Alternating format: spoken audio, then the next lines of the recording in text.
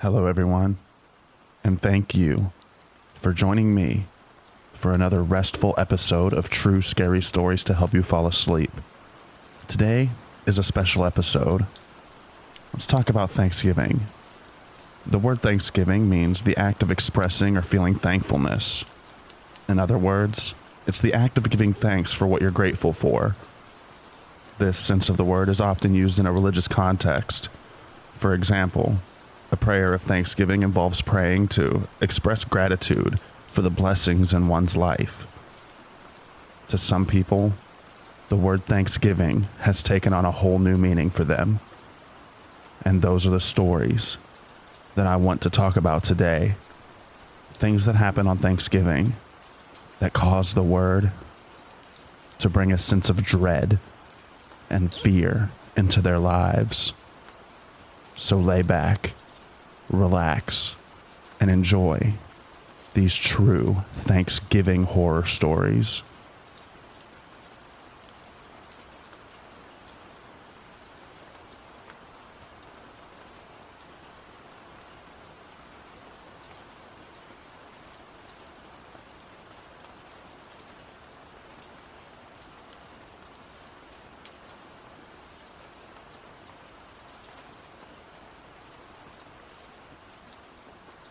So I'm a male nurse at a large hospital in San Francisco. I work in the ER, and as is custom, Thanksgiving night was very busy. Now my wife is also a nurse for the same hospital. She works in labor and delivery. Between babies being born left and right and the people coming into the ER, we hadn't had a chance to take a break together, as we try to do every shift. So when she called, I figured it was to say she wanted to meet up for a bite to eat in the cafeteria. When I answered, I heard in the background a male voice screaming profanities, and my wife, who was fluent in Spanish, trying to calm this guy down. She told me their pager wasn't working and they needed security stat. I quickly hung up, called for security, told my fellow nurses what was going on, and ran for labor and delivery, worried sick about my wife. When I ran almost square smack dab into this visibly angry man. He wasn't huge, but he definitely worked out, and not at the gym. He was covered in prison tattoos, and he was obviously a gangbanger. I worked out regularly, but I knew that this guy could kick my butt. He looked at me, gave me this sick grin, and started heading towards me, sprouting off in Spanish. I don't speak fluent Spanish, but what I could understand scared the living shit out of me. I backed out as fast as I could. I start buzzing the door to the ER frantically for them to let me in. This guy's literally a foot away from me and the door opens and I'm pulled into safety by a doctor. The gangbanger punches the door a few times, making a dragging sign across his throat while grinning at us both. Next thing I know, the police rush in the corridor, and it takes 2 security officers and 2 cops to subdue this dude. I finally make it to my wife, who thankfully was shaken up but unhurt.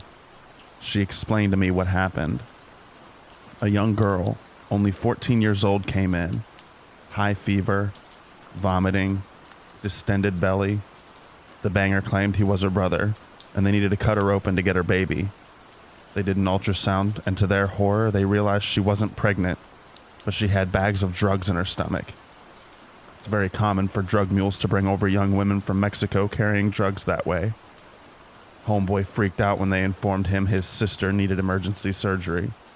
And no, he wasn't getting his drugs. Thankfully, the girl survived. But the sad thing is, she'll most likely get deported once she recovers. So gangbanger, who wanted to kill me on Thanksgiving night, let's never meet again.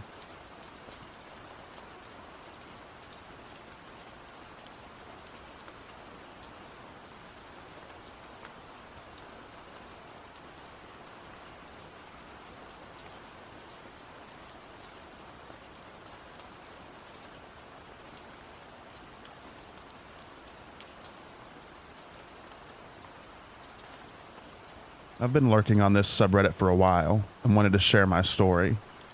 It was Thanksgiving 2011, and I was celebrating at my grandparents' farm in the little town of Seville, Florida. It's north of Deland.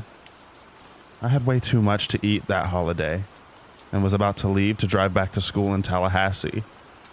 I stopped at the one little gas station in town to fill up before getting on the highway. I had just finished filling up when a lady walked up to me. She was really ratty looking with crazy blonde dyed hair. But this is the backwoods of Florida, so no judgment. There were really kind people who looked like that in those parts. She started talking to me about her car and how it had run out of gas. She pointed to an old junker parked over near the convenience store and asked if I could possibly give her some cash to get home. I usually don't say yes to things like that, but it was Thanksgiving weekend, so I was feeling a little extra generous. I told her that I'd be happy to fill her car a little bit to get her home. When it started getting weird, she kept insisting I give her cash and that the car was so empty she couldn't drive it to a pump. I don't know why I didn't leave right there and then, but again, I was in a very good mood. I told her if she had a gas can, I would put some in it, but I didn't feel comfortable giving her cash. She kept objecting, but eventually went over and pulled a gas can from her car. I started filling it up. She put her hand on me and said, "You have a girlfriend?" I told her no politely. She said she wanted to pay me back somehow for the gas and asked if I wanted to come to her place. I told her no, less politely this time. She kept touching my shoulder thanking me, and then offered me a BJ behind the station. So I stopped the gas pump, got in my car, and left her there with the gas can. I called my mom a little later and told her about the creepy, sleazy encounter. She paused and asked me if this lady had ratty blonde hair and looked like she was on drugs. I confirmed that yes, that was what she looked like, and how could she have known that? This lady was apparently all over the news. She was a prostitute in town and had been at a party earlier. An exchange had gone south, and her baby had been kidnapped by a client of hers and left under a bush in town. She hadn't even bothered to call the police about the missing child until later. They were both arrested and charged. And I can provide the news stories if anyone needs proof. TLDR, prostitute solicits me for money while her child has been kidnapped by a client.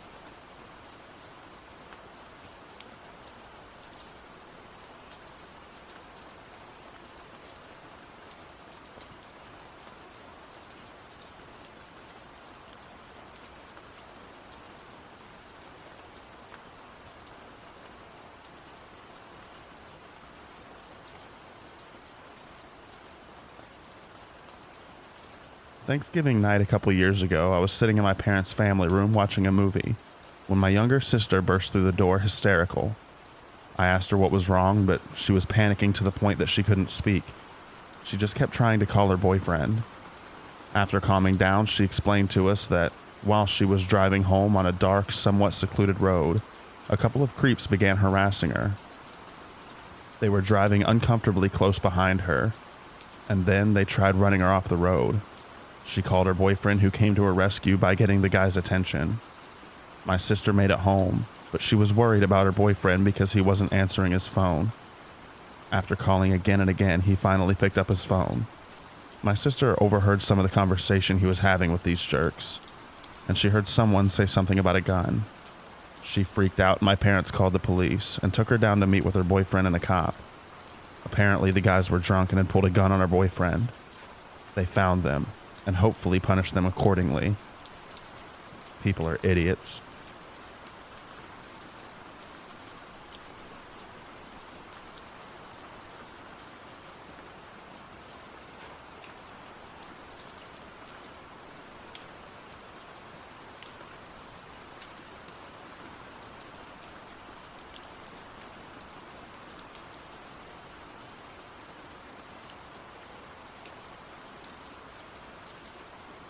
When I, an 18-year-old female at the time, was a freshman in college, I had a class with a guy who seemed very socially awkward.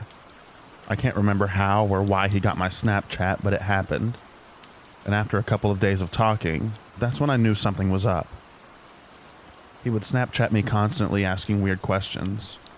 It got to the point where I completely ignored him for days at a time, and he just kept sending message. The main thing I remember about this guy happened after Thanksgiving break. I lived in a co-ed dorm with 2 roommates. Of course, he lived in that dorm, but on a different floor. I remember doing laundry the day I came back, which was the last day of break and the day before classes resumed. And thank God my roommates came back a few hours before me. I had been in my room for about 20 minutes before I went down to start my laundry. When I came back up, my roommates told me that this guy had knocked on my door, asking where I was because he saw me coming back to the dorm from my car in the parking lot. He wanted to hang out, despite him and I never hanging out before, besides interacting in our classes together. Luckily, they lied to him and said I drove somewhere. They were visibly freaked out for me, and this was the first time I genuinely became scared of this guy. A couple days later, he approached me in the dining hall after I had blocked him on Snapchat. I went back to my friends at our table and told them he tried talking to me, and the next day, we made the school aware of what was happening. Nothing serious was ever done. They just said they would keep an eye on him, but things subsided after that. I'm now 22 with a fiance, and I wish I would have handled this situation differently. I was much more soft-spoken back then, and I hate thinking about what could have happened if he would have caught me alone somewhere.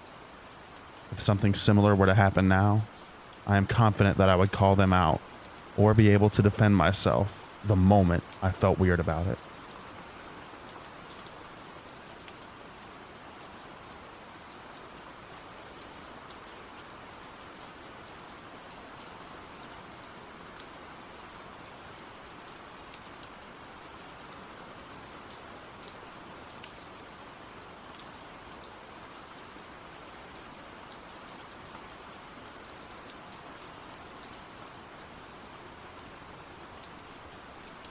The first part of my story takes place just before Thanksgiving in 2018. I was living in an apartment, 22-year-old male with 2 women that are around the same age. I was taking the dog out when several large dudes with really generic junkie drug dealer face tattoos came out of the woods behind the complex and started asking me, "Hey man, what's up with these apartments?" I replied, "I don't know, what do you mean? People live in them? They've got wood floors?" He got crappy and asked for a number. Can't remember which one, but I don't think that number actually existed in my complex, and probably wanted to find a place in the complex over. Anyway, after I tell them I can't help them, I drag my dog inside and mention what happened to my roommates, who look out the window and see this. One of them says she saw them coming and going for at least a couple of hours, so we dialed 911. As we're on the phone, about 4 dudes leave in a white pickup, while another 2 wait with 2 women. The white pickup ends up coming right back, and then 4 cop cars follow. They're lined up, searched, drugs and guns were found. A few get arrested. Anyway, a couple days later, I come back on Thanksgiving night to find my door is all dented and stuff. Thankfully, it locked with a deadbolt and was a massive steel door, as my roommate was upstairs asleep. I asked her what happened to the door, and she came down and saw and was horrified. We called the police, and they did their thing and bailed. Me and my roommates are convinced that it was some of those junkies trying to mess with us for getting them busted.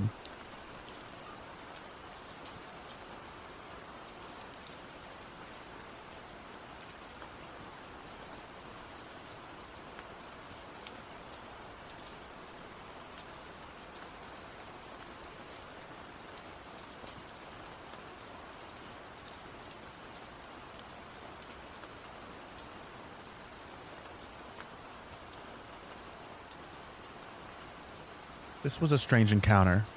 It was very scary at the time, but when I tell people this story, they usually don't think it was something to freak out about. Last Thanksgiving, I was driving home from college with my friend. Both of us were 21-year-old females at the time. I live in a very isolated part of Arkansas that requires driving through an hour of hairpin turns in the mountains. There are lots of blind turns, and the whole time you're driving on the edge of huge drop-offs with no barriers. I'm usually pretty confident driving through the mountains, but we were in my friend's car, so I was going slower than usual, driving about 5 or so over the speed limit. Almost as soon as we started the roughest part of the drive, another car was tailgating us pretty close. This was stressing me out, and as soon as I saw somewhere I could pull over, I did. I pulled over into a church parking lot, and my friend offered to drive the rest of the way, but I declined as it was completely dark and she had never driven this route before. We get back on our way, and a few minutes later I have to come to a screeching halt as a car stopped in the middle of the road. It wasn't on the shoulder at all, just stopped dead in the middle of the road. My friend is saying that they must have broken down, but can't call a tow because there's no service in this area. I immediately have a bad feeling and lock all the doors. I tell my friend to stay in the car no matter what. She's starting to get scared at this point and points out that she thinks it was the car that was following us. I can't tell, but I'm very scared at this point. It's parked right before a hairpin turn, so I can't pass it.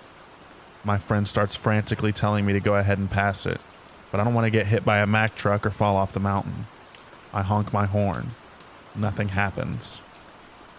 No chance of calling for help as there's no cell service. We wait there for a while doing nothing. My friend is crying and freaking out, but I'm too scared to try and pass them. I honk a couple times and eventually a guy gets out of the car, comes around back and leans against his car just staring at us.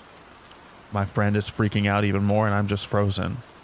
I tell her not to make eye contact. I'm ready to floor it if he does anything, but he just stands there, staring. He's not checking his car or anything. I try to stay calm and pray that another car will come along soon. This goes on for what seems like forever, but was probably only about 15 minutes. He's casually leaning against the back of his car looking at us. Eventually we see car lights in our rear view, and then the guy jogs to his door and gets back in his car. He speeds off, going dangerously fast. So there was nothing wrong with his car. I start driving, not wanting to cause a wreck. We don't see anything else for a while, but we pass the same car parked along the highway a while later, and it pulls back on and starts tailing us again. I try to speed up and get rid of him, but he keeps following me. We have cell service at this point, but I don't know if we should call the cops because nothing really happened. I call home and tell my brothers what's going on and tell them to wait on the porch for us. The car follows me all the way home, down the really long drive to my house. I get to my house and my two brothers are waiting on the porch holding their deer rifles. I pull in and the car just goes out to the end of the drive, loops around and speeds back off the way it came. We tried to see its plates, but we couldn't make them out. Me and my friend were really freaked out. But when I told other friends the whole story, they didn't even think it was a big deal.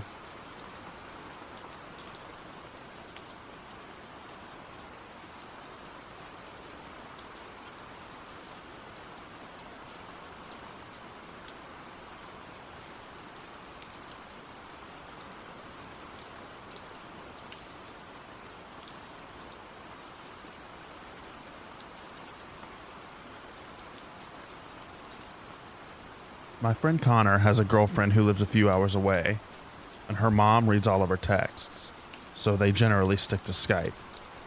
Well, after a while, his girlfriend Ellie wants to introduce him to her Skype friends. This is a group of people who met in various places across the internet, who have those awful, terrible chats that you can't keep up with. Then she introduces him to Jack. Jack is the epicenter of the group. Connor mentions to me in passing a few times over a month, and then he finally messages me one night and says, "I need to talk to you."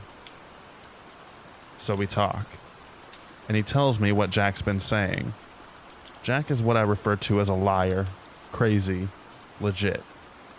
And I estimate the odds of each of those at 50, 49, 1. See, Jack claimed to be a supernatural being, which I'd normally laugh off, except he's got a group of hapless people convinced of this. And Connor describes the group dynamics and its red flags all around for controlling behavior. And well, it's sort of my specialty, dealing with people like Jack. But Connor doesn't want to stir up trouble because he's non-confrontational. I don't have similar inhibitions. So one night, C invites me into the group chat, which is ominously dubbed The Truth. Cults have a collective belief in varying levels in something. In this case, the truth about Jack. The first thing anyone says to me is, "Did you get Jack's permission?" Every alarm bell in my system goes off. Connor and I both play dumb. Slowly, Hesitantly, a few other members of the group, all strangers to me, start saying hello. Not welcoming me. Not asking me how I know Connor. Not trying to explain that the chat is kind of private. Just tentative hellos. The girl who first demanded to know if Jack gave me permission to join announces she's asked Jack if I'm allowed to stay. Connor, meanwhile, is messaging me about group dynamics. The only non-believer Connor knows of is King, who's vocal about his problems with Jack. I talk to King, who tells me the other person who doesn't believe is the girl who challenged me about entering the room. Red flag number 1. Someone who doesn't believe Jack is still the first to challenge outsiders. Cults don't appreciate outsiders. That's about when Jack arrives. He's likable, don't get me wrong. He's good at what he does. I think for about 30 minutes that he's too good for me to be any use. But I'm a writer, so I can commit to a character pretty well, and he buys into my Southern Belle act. Once he invites me to a private chat, I'm immediately told that I can ask him anything without fear of repercussions. Dude lives 600 miles from me. What the F kind of repercussions could there be? So I talk to King and the girl who challenged me, and it turns out he's doing something else that's seen in cults. He's using threats and fear to get people to obey him. Something about being sold into magical slavery if he doesn't protect me. I'm going to pause here to say the people who don't believe Jack are the most emotionally stable ones. They are abuse victims and depressed teenagers in this little group. They're smart, but they have 2 options: believe Jack or lose friends. Anyway, back to the circle of creepy. Jack's Skype mood is going to kill my brother. I inquire. He tells me that his brother stabbed him with a sword and sides with their father, whom Jack hates. Half of this guy's lore comes from Dresden Files. For a creepy would-be cult leader, he really sucks at lying. So I mark him down for dysfunctional IRL family and possible violent tendencies. I then lure Jack into a trap. I won't bore you with the details, but I get irrevocable screenshotted proof that he's a lying liar who lies. Not delusional and not legit. I let Jack know the jig is up. His retaliation? He decides he should ban me and Connor from the group. But before he can, I go off on a nice little tangent in the group chat about a Criminal Minds episode where a cult leader kicks out anyone who challenges him, lest the others be swayed. Jack is pissed at me. Really pissed. Like, hope this motherfucker can't trace my IP address or I'm dead pissed. But it doesn't end there. Oh no. Jack returns to the group chat with a sob story, and I let him stew, because I've been slowly working my way through the group, ripping off the Jack is a liar who lies and manipulates and you really shouldn't tell this guy your real name, no really, Band-Aid. I go to talk to King, who tells me that his fellow non-believer, Challenger, has a picture of Jack's ID. Because I believe in having leverage, I do some totally legal digging into this guy, who has an unfortunately unique surname. Dear Jack's mom, you should really change your Facebook security settings. Some fun facts about Jack. His little brother is a jock, better looking, mesomorph body, athletic, popular, you get the picture. Jack is none of these things. His mom stops talking about her eldest son quite suddenly. No more pictures of Jack. Not a single mention of Jack since he was 18. So I made a note of it and moved on with my background check. But then I noticed something. An arrest. Not unusual, except before the arrest date, he and his brother are equally pictured in their mom's Facebook. And then, nothing. I can't figure it out until I'm talking to Jack, distracting him and letting him talk himself in circles. I see his mood again. Gonna kill my brother. Dear God, I think, remembering that every lie holds a kernel of truth. He actually has a brother he wants to kill. I ask him why he was arrested, even though I feel it in my gut that I'm right. Assault, he says. On who? On my brother. I need confirmation on a few other things before I present the facts to the group, still called the truth. even as more members sat behind their computers marveling at the irony. So I keep talking to him to make sure that I had the right Jack and I'm not dealing with a catfish creep. We video chatted. It is him. Mugshot and ID confirm. He keeps asking me questions. Where do I live? What do I do for a living? And how old am I? What's your full name? I, like Jack, have one of those last names that are incredibly rare. He could find it if he Googled me. At any point, Jack could do 5 minutes of Googling and find my full name, first, middle, and last. Anyway, I told the group chat about Jack lying that day and shut down his manipulative attempts to garner sympathy. Now, he says he's dying, and his father's a mobster, and his brother is his adoptive brother. Except there's no one around for this equally BS story. He's trying to convince me. Just me. So that's how I spent my Thanksgiving, dealing with a would-be cult leader trying to save other teenagers from his lies.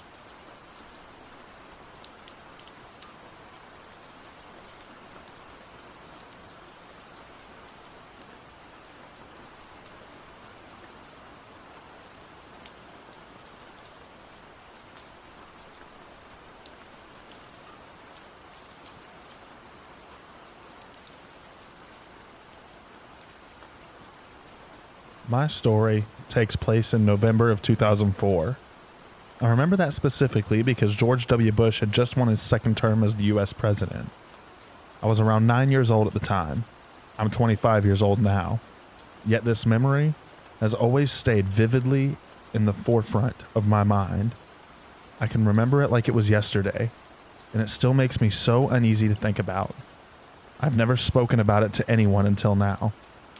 It was a regular school day for me. It was the Friday before Thanksgiving break, and our school gave us a whole week off for it. I was particularly excited for that weekend because my parents were allowing my best friend to stay over for the weekend. It's all I could think about that day. I was a pickup student. This meant that for me to leave the school, a relative or guardian had to be on their records with a signature in order to pick me up. I was too anxious to ride the bus, and I was much too anxious to walk home alone, despite living in a friendly small town. That day, my grandma was supposed to pick me up from school. Both my parents were working late, so I was going to go to her house and my mom was going to pick me up there before work. Well, you might be able to tell where this one's going to go. By the time school was out, my grandma was nowhere to be seen. I waited in the lobby for 30 minutes. By this point, it was empty, besides the janitor mopping the lobby floor. I was getting nervous my grandma forgot to pick me up, so I went up to tell the office lady that my ride never showed up. I was a nervous kid and I didn't know what was happening. The lady was really nice. She sat me down in the office and tried to call my grandma. No luck. She tried calling my parents, who said grandma should have been there already. My mom said she reminded her this morning and would try calling her. She was at work for a few more hours and couldn't come get me yet. It was probably 4 p.m. at this point. I had been at a school an extra hour and I was really scared. I was all alone with the office lady and I could tell she was frustrated. Everyone had already gone home and she couldn't get on with her week off because of me. At one point, the janitor walked into the office. It instantly smelled like cigarettes when he walked in. He stared right at me. He was a tall, husky man, long, greasy brown hair with a bit of a screwed up face and lopsided nose. That was the first time I had ever seen this man. I never had seen him around school before. Considering the small town I was from, it was weird that I didn't recognize him. His presence instantly made me nervous. I'll never forget what he looked like. He struck up a conversation with the office lady. I remember this part clearly. He asked her what she was still doing here. She told him and then nodded in my direction. He looked at me intently and sat down next to me. I can still smell cigarettes to this day. Hey kid, bet you're excited about Thanksgiving break. Bet you're excited for family time too. Me too. Listen, your grandparents is right on the way to my house. I know her, and your grandpa too. I'd love to give you a ride over there. I know right where it is, he said to me. He continued, "I know it's scary to feel lost, but I'd love to help you out." He smiled at me. I looked over at the office lady. She looked gleeful that she wouldn't have to wait another hour with me for my mom to get here. She said, "Why, that would be great. My husband is waiting for me to get home now." He stood up and said, "Great."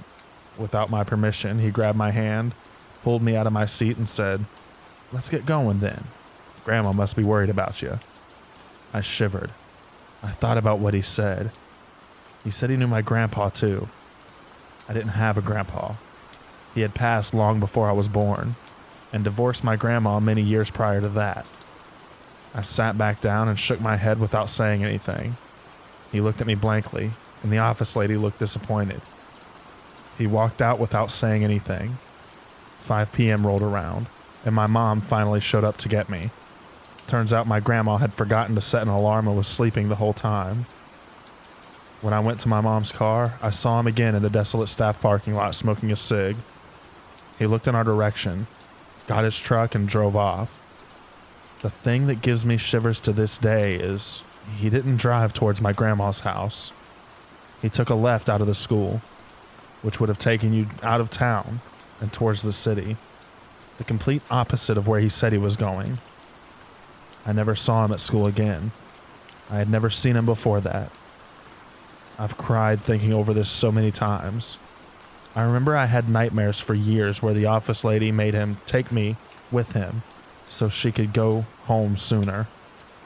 I attributed this to my development of anxiety and paranoia later in life. So, Mr. Janitor, let's not meet again.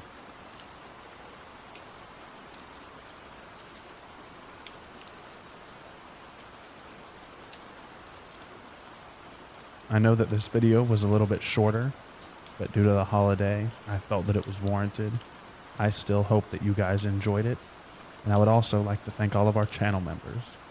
Thank you so much, Casey Brown, Atlas, They Love Jay, No One, Avery Proltz, Antoinette Flowers, Snea Nair, Tyler Aliberti, Francis Egan, Natasha Hovermail, Leslie Jarbath, Caroline Hawksworth, Glenn Williams, Tamaki Amajaki, Thumb, Eric Donter, Selena Stewart, The Grim Reaper's Nightmare, Lisa Lynn, Tangela Young, Miss Cannabis, Anon Q, Mathematica, Carrie Morris, Christy Goodall, Recovery BMX UK, Cherry, Cheryl Taylor Harris, Lindsay Chavez, Flat Booty Biscuits, West Virginia Angel, Jamie Gavis, Shay Shay, Lexi Lou, Xanax Master, Dark Poison, Michelle Dixon, Spike 2021, Patrick F., Corey Maloney, CC's Castle, Charity McVeigh, Tom H., Jess and Dave McDaniel,